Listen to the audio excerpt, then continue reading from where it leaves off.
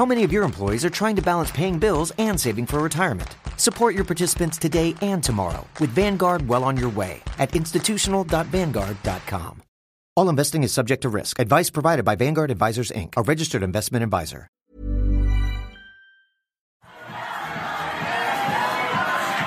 It was nearly 2 a.m. when, on a rainy night a few weeks ago, thousands of fully clothed Israelis jumped into the shallow pool in Tel Aviv's Rabin Square.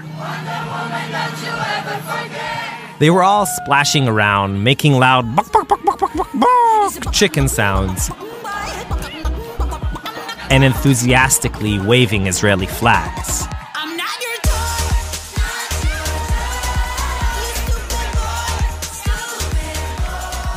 And no, this wasn't, as you might think, some sort of alternative festival or acid rave.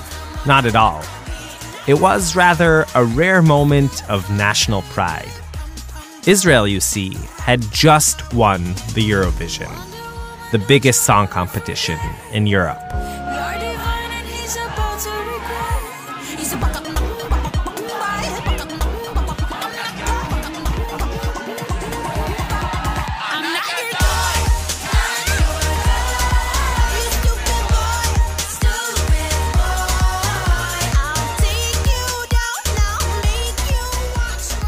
Back in Lisbon, Portugal, where the 2018 Eurovision took place, the victorious Neta Barzilai was busy receiving congratulatory phone calls from Bibi and liking supportive Instagram posts made by Wonder Woman.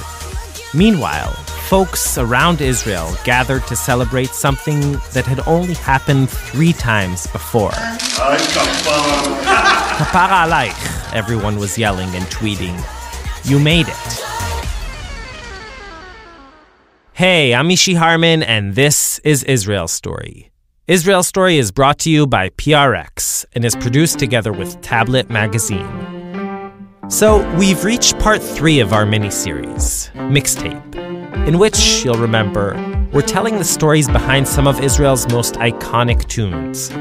Stories that reflect the intricacies of Israeli society and the complications that are inherent in it. We've already heard all about our national anthem, Hatikva, and all about the song that might as well be our national anthem, Yerushalayim Shel Zahav. And today, in perfect timing with Neta's glorious Eurovision triumph, we continue our musical journey. On February 11th, 1978, 11 years after Shuli Natan's Yerushalayim Shel Zahav exploded on the stage of Binyanei Ha'uma in Jerusalem, a new star was born at Festival HaZemer VaPizmon. He was skinny, had dark skin, a black curly fro, and $1 million smile. His name was Yizhar Cohen. All right, I'm Yizhar Cohen. What do you want? My age, my shoe size? What do you want me to say? You just open the internet, you write Yizhar Cohen, and you read everything about me. It's easier. But long before Yizhar had a Wikipedia page, long before he was an international sensation with millions of fans, he was a 27-year-old singer from Tel Aviv who, just like Shuli, was given the opportunity of a lifetime. I was so excited. My legs were shaking, you know. It was like to jump to the main course, you know? I mean, I almost fainted that I will be part of the festival. And in 1978, believe it or not, the stakes were even higher than they had been a decade earlier, on the eve of the Six-Day War. In that year, they decided that the winner of the Festival HaZemer, the Israeli festival, will represent Israel in the Eurovision. The Eurovision is sort of like the Olympics of cheesy pop melodies. It was such a big deal here in Israel. 100% rating of everywhere. But in order to get there, Yizhar first had to win the local festival. And the song he sang, written by Ehud Manor, was called Abani Bi. Its refrain was in Sfat HaBet, sort of like an Israeli ubi-dubi or pig Latin. How does Sfat HaBet work? Well, you take a word like ani. You put the letter B in the middle of the words, like ani become, in B language, Abba nibi, ani. Ohev, obo hebev. Otach, you. Obo tabach. And this is the song. Abba nibi, obo hebev, obo tabach. Ani ohev otach. I love you. Of course. Obofko boros. In English. Abba nibi, obo hebev. Abba nibi, obo hebev, obo tabach. Abba nibi, obo hebev. Abba nibi, obo hebev, obo tabach. Abba nibi, obo hebev. Abba nibi, obo hebev, obo tabach. Abba nibi, obo hebev. Obo hebev, obo tabach. So that might not seem like much of a winner. But lo and behold, Izhar and his Bet language came in first, became a national hit, and were headed to Paris to represent Israel on the continent's biggest stage. At the time, Izhar likes to reminisce, we were a very small country that wanted to show the whole world, beside the wars and that we are the best fighters and soldiers, we wanted to show our culture to the world. And, everyone knew that Israel, it's a Hava, Nagila, Hava, something Jewish, Eastern European Jews. And I came there and I made like a change in the way they look at us, because suddenly Israel was Abba nibi, oh boy, we were young, beautiful, active, bringing new things to the world, and it was like a turning point. The entire nation was glued to its TV sets as Izhar got up to sing. The song is called Abba nibi. And when the flag of Israel was on the screen, people cried. Can you imagine? Cream trousers, the girls all in white. And this is a good, vivacious song for Israel. Might do very well.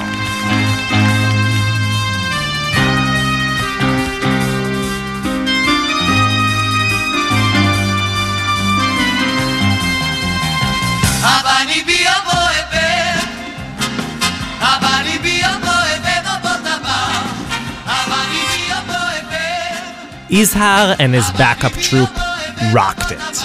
And when the votes started pouring in, they were right up there, neck and neck with Belgium, France, and Monaco. But then, all of a sudden, the feed cut out. Can you believe? When I'm winning, it's ridiculous. See, the heads of the Israeli television hadn't expected Izhar to do so well, so they didn't purchase enough satellite time to actually air the whole competition. Those Israelis who were within range tuned into the Jordanian channel, only to see something pretty odd. They just covered the screen with flowers, and it was so stupid. Just as soon as the Jordanian broadcasting execs realized that Israel could actually walk away with it, they cut their transmission and declared Belgium the winner.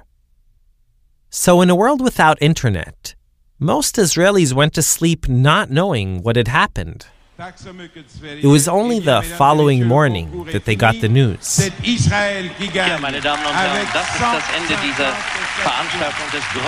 Izhar had won. And all over Europe, all over the world really, he became synonymous with Israel. I was a symbol of Israel.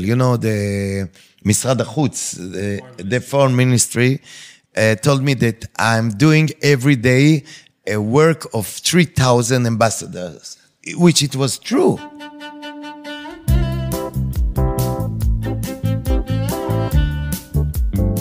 The victory capped off an unusual run for Israel in the mid to late 70s.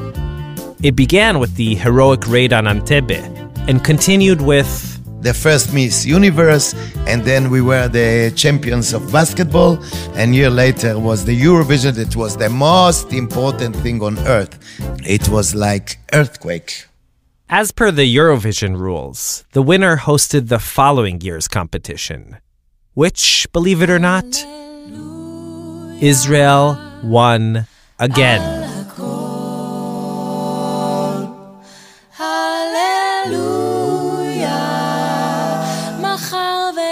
אתמול. הללויה על מה שהיה ומה שעוד לא היה. Hallelujah. And that, ladies and gentlemen, is why we work with the talented musicians you hear accompanying our stories. In any event, it would take almost 2 decades before Israel came out on top once more. This time with Dana International, the first transgender winner, and her flashy diva. Viva, viva Victoria, Aphrodite. Viva la vida, viva Victoria, Cleopatra. Diva. And then another 20 years passed before Neta's feminist hymn, Toy, had everyone, including the prime minister, the president, and my 4-year-old niece Shaizina, clucking like chickens. Look at me, at my beautiful creature. I don't care, but your mother's not creature. Ram-pam-pow, ram-pam-pow. So, as you can tell, Israel and the Eurovision have an ongoing love affair. Check out this Eurovision medley by our very own Mixtape band. בתפילה אמן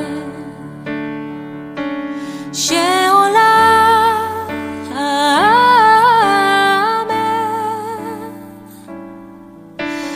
כל הנשמה תהלליה אני שואל ומתפלל טוב שלא עבדה עוד התקווה תן תמיד ברכה למעשה ידינו פתח ליבנו שתמיד נשיר לך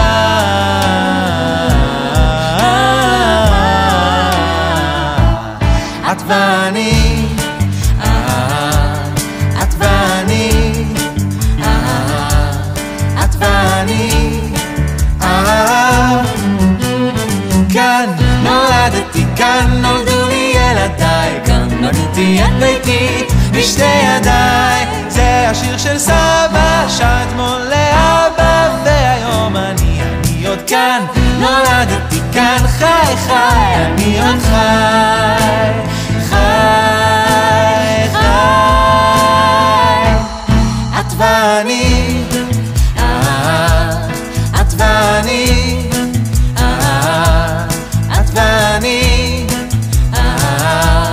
את ואני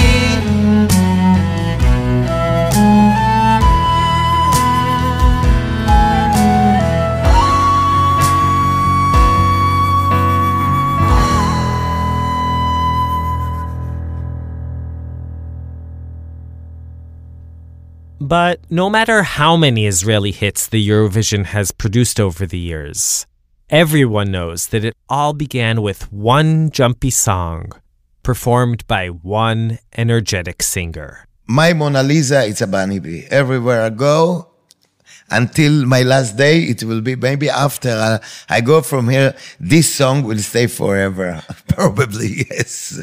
Do you think that the word Abani B will be on your grave? I don't know. Look, I'm Yemenite. I live long even after you. Don't worry. Today, Izar is sort of a national celebrity. Little kids whose parents weren't even born when he won the Eurovision show up at his jewelry store on Dizengoff Street in Tel Aviv and ask for his autograph. But back then, in 1978, it wasn't so obvious that a Yemenite singer would represent Israel abroad. Sure, we'd already had Shoshana Damari, and Izar himself was born in Tel Aviv. Even his parents were born in Tel Aviv. But the music scene, much like the entire country at the time, was dominated by an Ashkenazi elite. Izar was welcome, as long as he agreed to fit in, as long as he sang songs written by Ashkenazi songwriters and didn't sound too ethnic.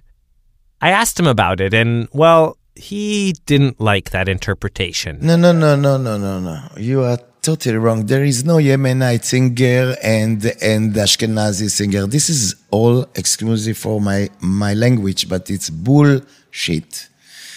What are you talking about? I'm Israeli, real Israeli singer. I'm like mixed salad, you know. Ashkenazi, Sephardi, doesn't matter. This is really a rubbish.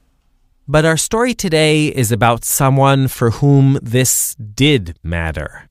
Someone for whom this mattered a lot. Act 1, The Flower of My Garden. Here's Yochai Meital.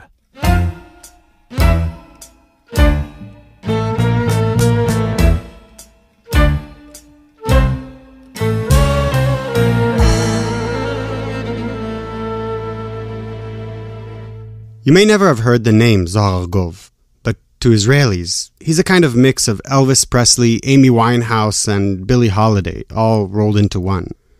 He changed the Israeli music scene forever. He also paid for it with his life. We could start with the angelic gift that thrust him into the national spotlight, or the demons that brought him crashing down, or even by wondering whether those angels and demons were really the same figures all along. But maybe the best place to start is simply his childhood. I was born in Rishon, the first out of 10 children. We had a rough childhood. My parents didn't have money. These are verbatim quotes from recorded and print interviews with Zohar. We're in the late 60s. Naomi Shemer is basking in the glory of her golden song. Meir Ariel is back on his tractor in the kibbutz.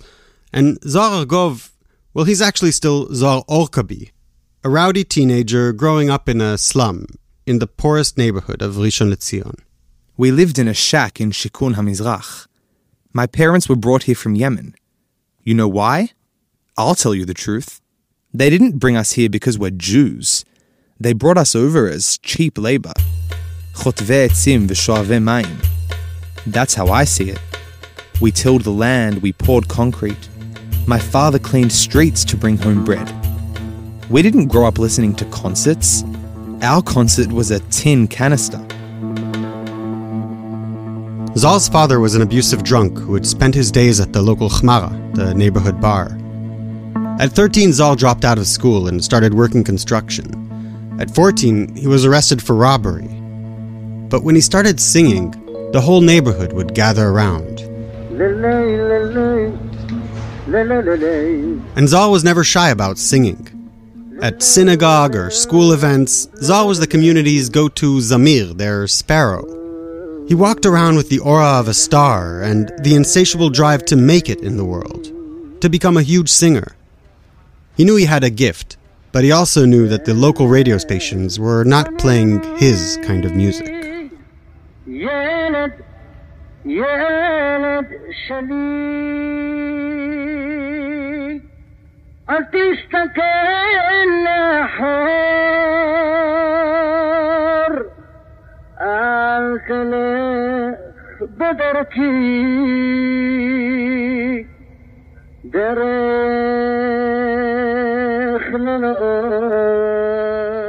It was really strange to our ears. That's Tova Klinger. I was for 40 years a music editor at Kol Israel. Israeli public radio. The Oriental songs, they sounded to me like Arabic music. And we weren't used to Arabic music. The year was 1977, and the 22-year-old Zal thought, if you can't beat them, well, join them. Zal put out an LP with 2 songs in which he mimicked Ashkenazi singers like Arik Einstein and Shalom Chanoch, who in turn were mimicking music from the US and the UK, the Beatles, the Doors, etc. So this is basically what a copy of a copy sounds like.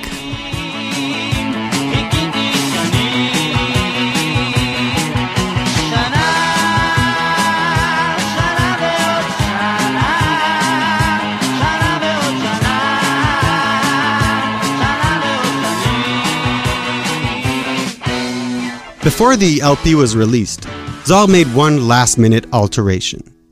He changed his last name from Orkabi, a distinctly Yemenite name, to the Sabra-sounding Argov. With this freshly minted name on the cover, he sent his first record out to stations and record labels. It aired exactly once on a late-night program called A Needle in a Record Stack. Following this total flop, he decided to return to his roots and his community. He performed in local clubs, weddings, bar mitzvahs, basically any gig he could find. Night after night, he collected fans. Before too long, Zohar had an underground following. And that's what led him, in 1980, back into the studio. This time, to record the kind of songs that his crowd was going wild for. He really sang songs like he heard in his father's and his family's synagogue, and Arabic music that he heard at his home.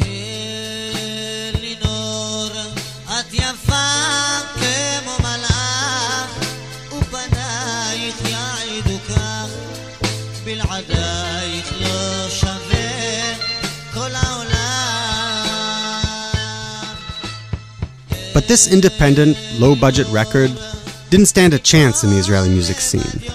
Music editors like Tova were not slating those type of songs.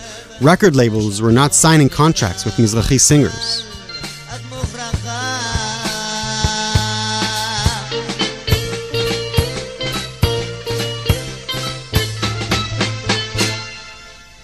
It was very difficult for us. I didn't hear Ulkum Tum when I was young. Still, there was an audience for this type of music, and the demand fueled a bustling alternative music scene. Its heart was Tel Aviv's central bus station. It was packed with stalls selling cassette tapes. This was the only place people could consume such music. And the LPs all put out, titled Elinor, became a huge hit. Despite being completely ignored by mainstream labels, Zohar became wildly popular. He was an underground sensation, a cassette singer, a title he didn't care for, to say the least. Look, the media can't completely ignore us. So they say, we'll give them a slot, Saturday evening, 1 hour of Mediterranean love. Let's make a ghetto, and make sure you write it as I'm telling you, yes? They play 10 Yemenite songs in a row, and then they say, they have a whole hour, what are they crying about? Oh, it's enough. I'm not willing to take this, it's a slap in the face. Why should my audience have to wait for Motzei Shabbat, for the black people's music? It's a badge of shame on all of us. Being a niche star wasn't enough for Zohar. He wanted his voice to carry farther. He wanted to infiltrate the closed Ashkenazi world and become a national name.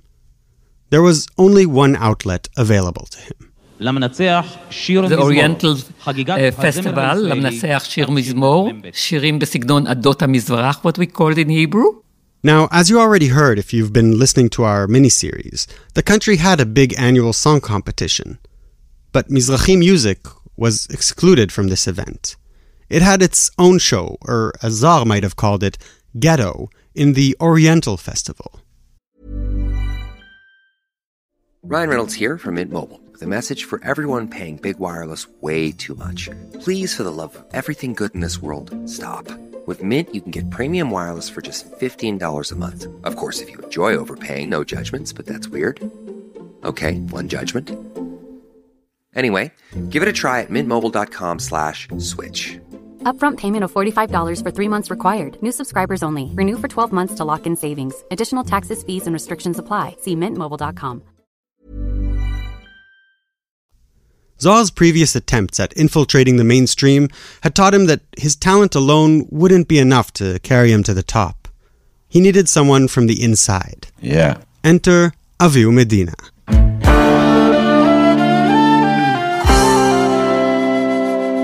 I have been in that festival 10 times and I won 11 prizes. Avihu was the most distinguished songwriter in the Mizrahi scene. So naturally, people want my song because they know that my song is going to win. So Zohar contacted Avihu and said, hey, what time you are going to write for me a song to the festival. Avihu went to check out the young singer in a small club in Jaffa. It's called Abarvaz, Duck. Avihu thought Zohar had a great voice, but was not mature enough. There were little things that bothered him. He used to put in many elements of something that's not belong to the song. For example, Zohar would sing this Yemenite song. Edodim.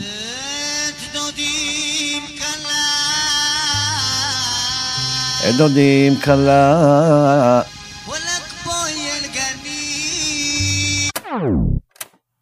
There is no walak in the original. This really pissed off Avihu. Because he's not honoring the song. And if he's not honoring the song will not honoring him. The way Avihu saw it, Zohar had great potential, but he lacked the minimum of, tarbut, culture. He was very young, and I told him that he must get more experience on the stage until he will be ready. In 2 years, I'll write for him, I told him. 2 years later, as I promised him, Avihu called Zohar. The song is ready. You please come to hear the song and say, what do you think about it? The song, titled Haperach Begani, The Flower of My Garden, is about two teenagers who are in love but can't summon the courage to tell it to each other. It was submitted and accepted. Now, the last thing left to do was to arrange the song for an orchestra. They called me from the festival and they say, we are going to send you to Nancy Brothers. And at the beginning I thought it's a girl. איזה ננסי? Like Nancy Sinatra. Nancy, שומע אותי? שומע אותך נהדר. This is the first time I met a man called Nancy. עולה חדש, מרומניה, עליתי ארצה ב-1975. Nancy was a new immigrant from Romania, where he had been a rock star. But being a classically trained musician, now in Israel, Nancy looked for work arranging music. And the strangest thing happened. So they're asking me to arrange a song for Zohar Argov. And until then, I had never even heard Mizrahi music in my life. I had no connection at all to that music. But a job is a job is a job. And Nancy said, sure. The next day, Avihu and Zohar came over to his apartment in Tel Aviv to talk about the song. All of a sudden, there's a knock at the door. I see these two really ugly people. I mean, they look like two crows. Because, I am used to European features. I'm used to Romanian. And I have a different aesthetic. What can I say? So Nancy opened the door and told them, folks, I've already donated. I shut the door in their face. Avihu and Zohar rang the bell again and suggested that there might be some kind of a misunderstanding. The embarrassed Nancy showed the two in, and Zohar asked Nancy politely if he could get him a pot or a pan. So I said, look, friends, if you are hungry, we go downstairs, there's a good Turkish restaurant, we can eat, and then get back to the music. Avihu explained that they needed the pan to get a beat going. Finally, pot in hand, Avihu and Zohar proceeded to demonstrate the opening they had envisioned, with a Yemenite marwal.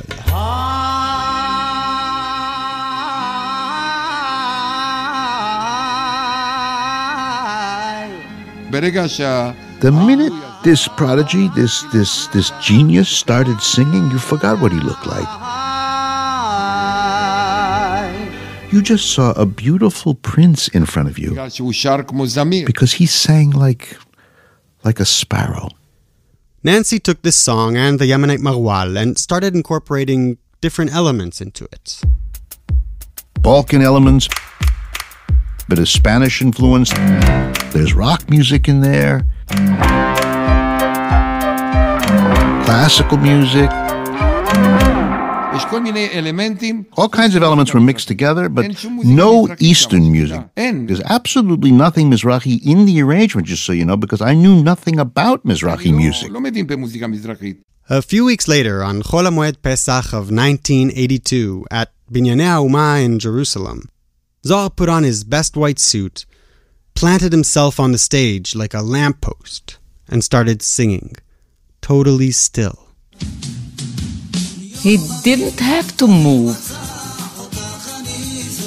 his voice was so expressive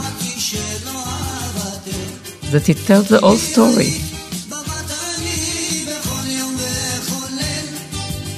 He sang from his stomach, Zohar Gov. He sang from his heart.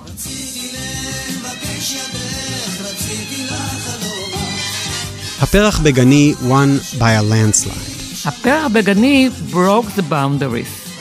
הפרח בגני became really a big hit and was broadcasted also on what you call רשת ג' and רשת ב'.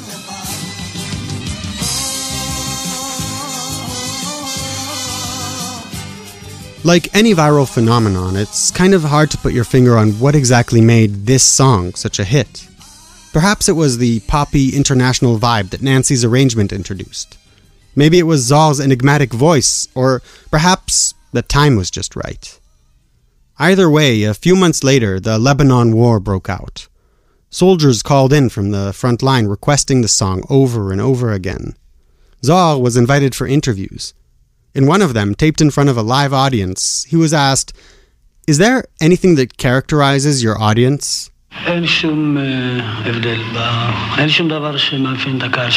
"Nothing," Zohar replied.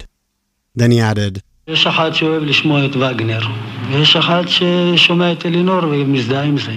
"One person likes Wagner, the other likes Elinor and can relate to it." "You know who Wagner is?" the skeptical interviewer responded. "I've heard of him." Zohar was the first Mizrahi star to step onto the mainstream national stage. The next album he put out went platinum within a month, selling over 300,000 copies. The headlines were calling him Zohar HaMelech, the king, and he lived up to that title. Today, I am king of the blacks. Without a doubt. There's a radio show called Haperach Begani. That's because of me. All the new Mizrahi radio slots are because of me.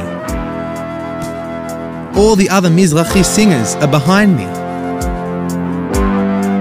Zohar was living like a king as well. A penthouse in Givatayim, a Mercedes, expensive clothes. Growing up, he never had any money.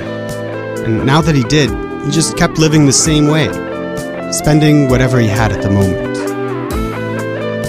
In 1983, at the height of his success, Zohar was invited to the US and spent time performing at an Israeli-owned club in LA.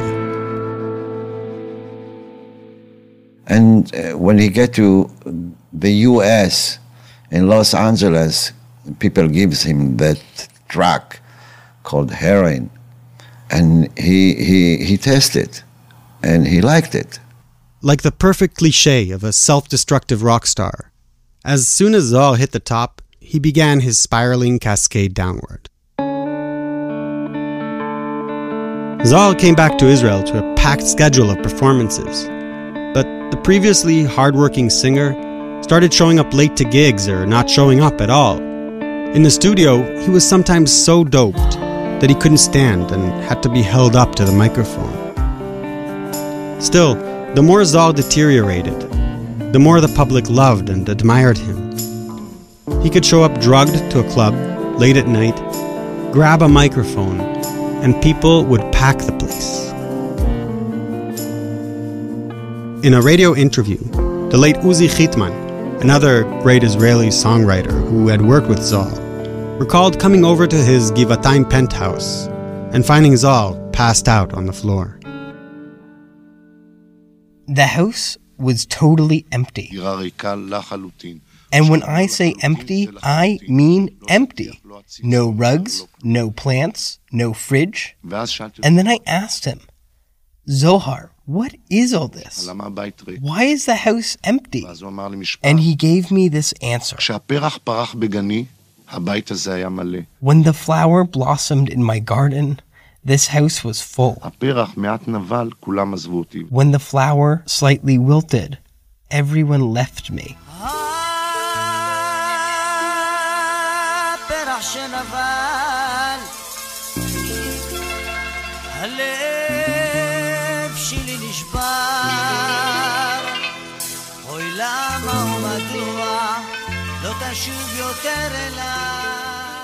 Look, of course the Perach Begani killed him. He wants to be famous. He wants to be beloved by people. But he was not ready for all of this.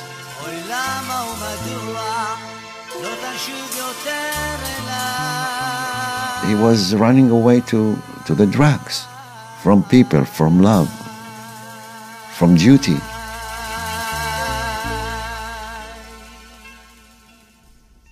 Zohar painstakingly worked his way from singing at neighborhood gatherings to bar mitzvahs, dubious hotel lobbies, and dingy nightclub gigs, all the way to Israel's top stage at Binyanei Ha'Uma. His song Haperach Begani instantly captivated the heart of the nation and propelled him to the status of a rock legend. But just 5 years later, he had reached rock bottom. Zohar was arrested for stealing a purse. He was interrogated and it was determined that he had nothing to do with the theft. As he was being released, he stole a pistol that was lying around on a desk at the police station. Following a manhunt, he was arrested with the gun in his possession, convicted, and sent to prison. On the night of November 5th, 1987, Zohar started shouting and complaining. The guard, used to these type of withdrawal symptoms, ignored him. Early the next morning, he was found hanging in his cell. He was 32 years old. הזמר זוהר ארגוב התאבד לפנות בוקר. הוא תלה עצמו בתא המעצר בתחנת המשטרה בראשון לציון. It was a Friday morning, and the Chevra Kadisha rushed to prepare the body before Shabbat set in. Just a few hours later, thousands of fans gathered to accompany the king to his last resting spot, in a graveyard adjacent to Shikun HaMizrach, the Mizrahi slum in which Zohar had been born. He was interred just outside of the cemetery fence, as per Jewish custom in suicide cases. It was the perfect metaphor for his life and his legacy. Zohar opened the gates, yet remained outside.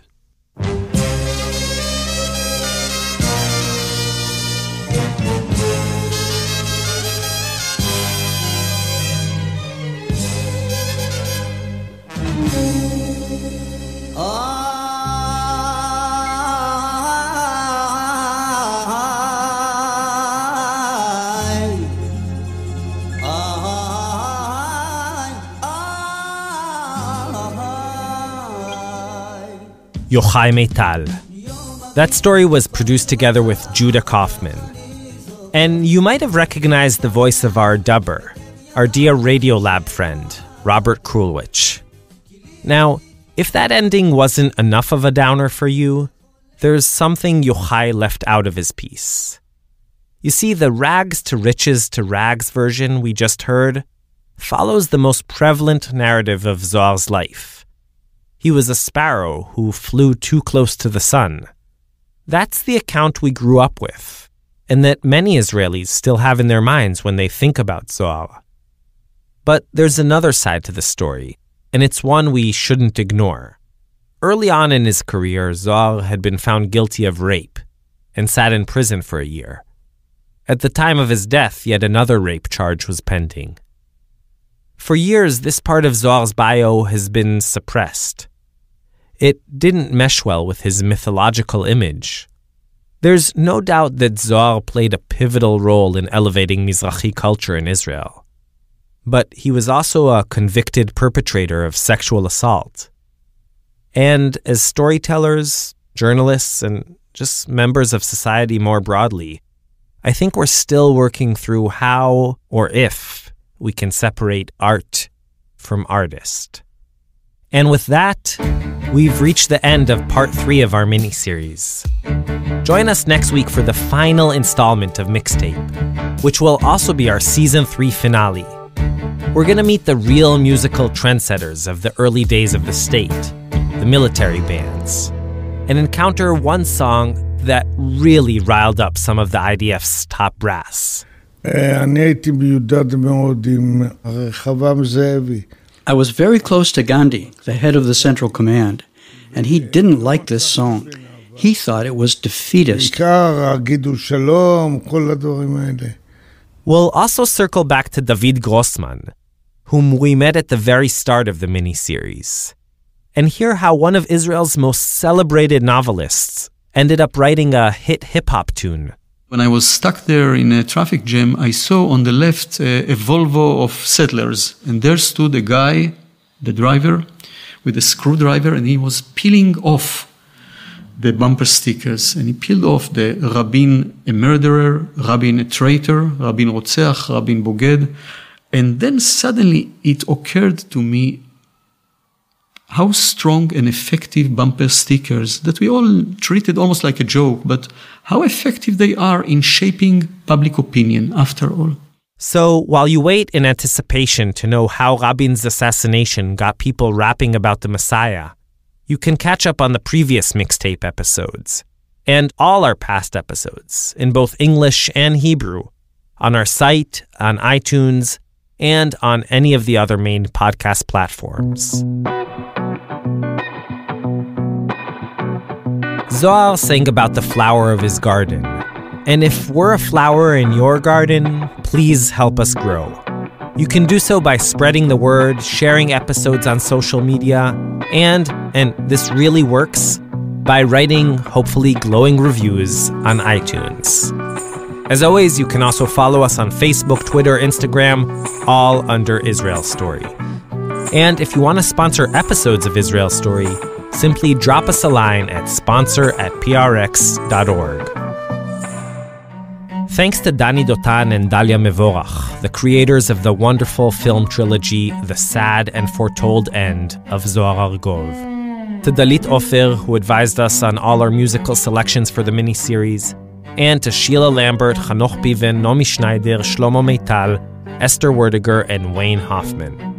This mixtape miniseries is all based on our latest live show. Thanks to everyone who made this tour possible, and especially to the wonderful Bar Sananes, Chrissy Reinhardt, and Carlos Montero of Palm Beach, Florida, Yael Bernamo and John Mills Winkler in Princeton, New Jersey, and our dear friends at Amherst, Massachusetts, Valentina Khomenko, Rachel Shai, and Rebecca Steinfeld. This episode was edited by Yochai Meital, recorded by Tony Hernandez at the Off Record Studios in New York, and mixed by the one and only Sela Weisblum.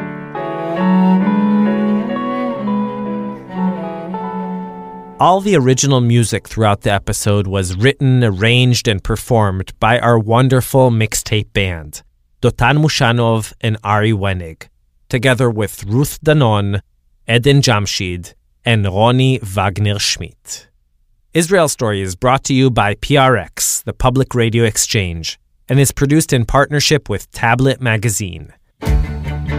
Our larger-than-ever staff includes Yochai Meital, Shai Satran, Maya Kosover, Ro'i Gilron, Zev Levi, Ari Wenig, Hannah Barg, Rotem Tzin, Judah Kaufman, Abby Nushatz, Paula Lem, Yoshi Fields, and Joel Shupak. Whew. I'm Ishi Harman, and we'll be back very soon with our season finale, Mixtape Part 4. Wallach, join us. So till then, Shalom Shalom, and Yalla Bye.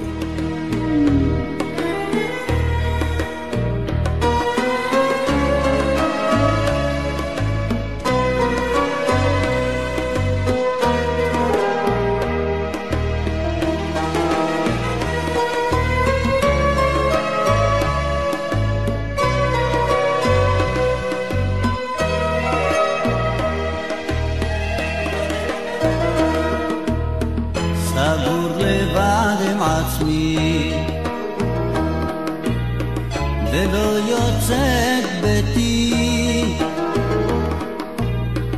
אתמול הייתה עולמי, עזבה והיא לא איתי, נפשי בוכה ושואלת, ואין לי מי שעונה, אתמול פתחתי דלת, היום הכל פתאום שונה, נפשי תוהה וזועקת, ואין לי איש לידי, ולמה היא מתחמקת, ואיך אני כאן לבדי.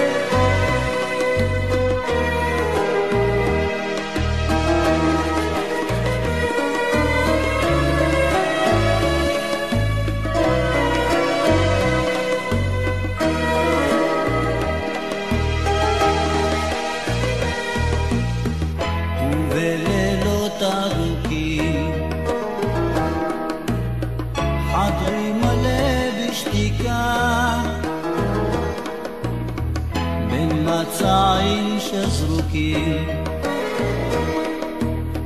יושב ליד המיטה ובימים בהירים האור לא בא בביתי החדרים הם סגורים מהיום שהיא עזבה אותי עוד יעלו הימים ושוב אשיר את שיריי